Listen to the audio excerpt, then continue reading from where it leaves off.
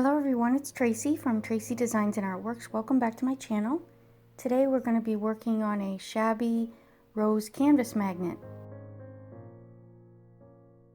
Here I'm going ahead and using a number 10 flat by Silver Silk. I'm going ahead and just shading around the edges to soften the edges up and give it kind of a frosty effect.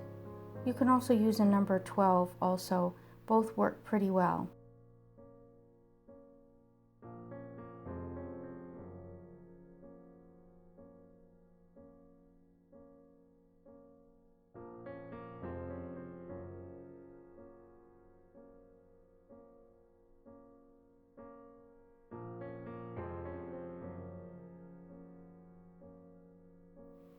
You're going to notice as I'm shading this though that I'm not doing these long strokes. I'm just doing little bunches of strokes over and over again. And I'm sort of pulling the paint into the center. As you can see, I'm not really rushing anything, and I'm not getting all stressed out trying to do these long lines of a color float. You can see them all coming together as I make them darker.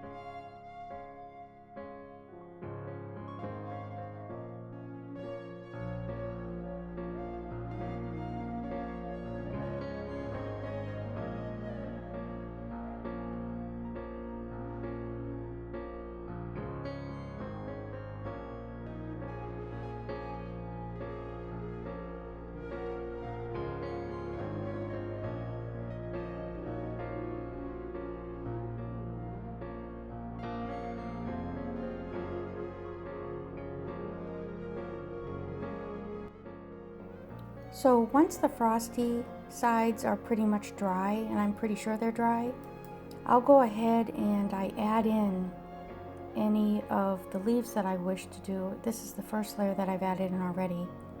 I'm using the number 4, you can use a number 6 too, the Silver Silk flat.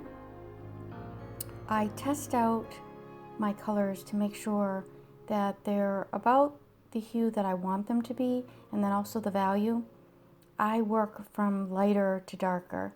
So what I'll do is I put my lighter leaves in the background, and as I bring the floral forward, I use darker leaves, which would be next to like the larger leaves that you'll see as we continue on in the design. What I do is I just move all around the magnet, kind of step back, make sure that I am getting the leaves all in the right areas, because it kind of lays down and maps out the places where I want the roses and the buds and things like that to go. So once I'm sure that those leaves are all dried, because I was also using blending gel with some of those to make them lighter and darker, I go ahead and I'm able to go in and use the crescent oval to add some light. And with this light, I'm adding a little bit of gel to my brush and mixing it with the Moon Yellow by Americana. And I'm just going to go ahead and add some light areas of yellow to it. So it brings forth some light in the little floral decoration.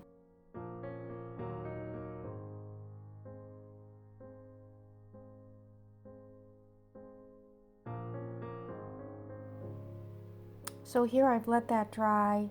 That can take a little bit longer to dry because I'm using quite a bit of gel with that yellow. Once that is dry, I'm going to go ahead right over that yellow and some of those darker leaves, and I'm going to lay down my first layer of the petals for the roses. I start with the bigger roses first, and as you can see, I've already laid down some of them before. I can go ahead and do a video on my roses. If you've already purchased the Shabby rose pattern design, you'll know exactly what I mean by laying down those first paths of those roses. But here I'm just laying down some more little roses, rose petals and paths for in and around those leaves.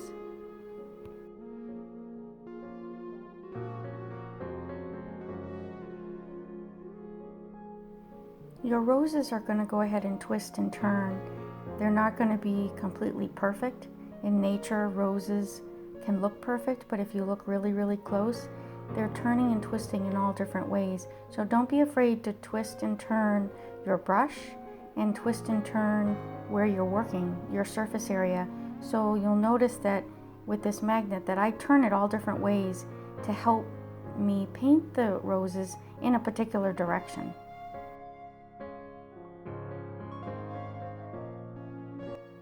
Using that same size brush, I'm going to go in, and once I've added some petals, I'm going to take those same colors and I'm going to go ahead in and add and emphasize some of those little flower buds, some of those little rose buds that accent the floral so much. You can do as little or as much as you want with those, lightly touching it. Give them a try because they're a lot of fun, and we can go ahead and do a video on those to show you a little bit more how I do that. Very, very easy, very fun, and it really, really, really accents that floral that you're trying to achieve in the softness and a more natural look to it.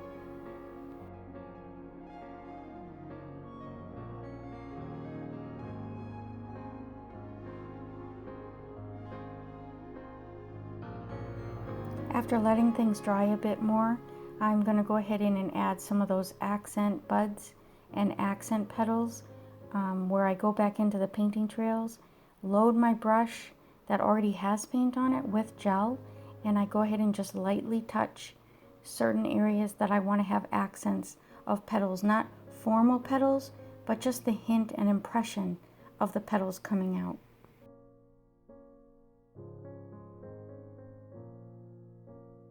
So here's when we're coming near the end, and I'm sitting back and looking at the floral and deciding where I want to go ahead and put my vines, put my stems, and some wisps that I want to add to the floral. Here I'm pulling out my painting journal, and I'm going ahead and trying to explain to you how I kind of think out a design. This is another one I had done in my painting journal recently before I had done the magnet. So now I kind of feel like I'm ready to go ahead and add those stems very lightly. I mix my paint with blending gel, a little bit of a mist of water on the palette, and with the paint. So the ones that are in the background I'm going to do a lot lighter. I'm going to have a lot more blending gel to them so that they kind of match the value. And then of course the ones that are closer, the ones that are the larger petals and buds and things like that, I'll go ahead and make darker with less blending gel.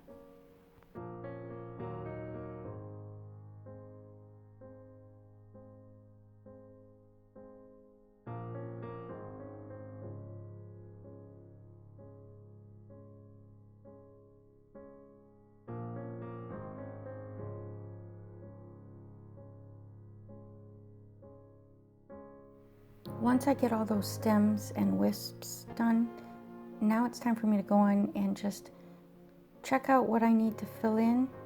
I'm going to go ahead in with this time and use my Oval Crescent, and I'm going to add a little bit of baby's breath, maybe some little spackles here and there with the white, and what that does is it just softens things up to a point where I get the values where I actually want them.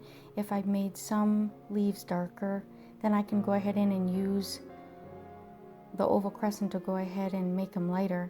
And then here I'm going ahead and using the Filbert to go ahead in and use the Thicket and add in those darker leaves that will bring the roses forward now. And that's kind of what I do in the final touches of the design. It seems to really darken it up. You can tell here that it's really darkening it up, but I don't worry about that too much because again, once that dries, I'm going to go ahead in, once it's dry, and then I'm going to go ahead in and see with my Oval Crescent, I'm going to go ahead in and touch up certain areas that I think maybe just a little bit too dark, and I want them a little bit frostier, or add some spackle around a little bit, and just accent things. I might even go right over the leaves like I'm going, and it just softens it right up. I hope you found this video helpful. If you did, go ahead and don't forget to subscribe to my channel and tap the bell so you get notifications when I do get some new things out. And I'd love to hear from you. Take care and we'll see you next time.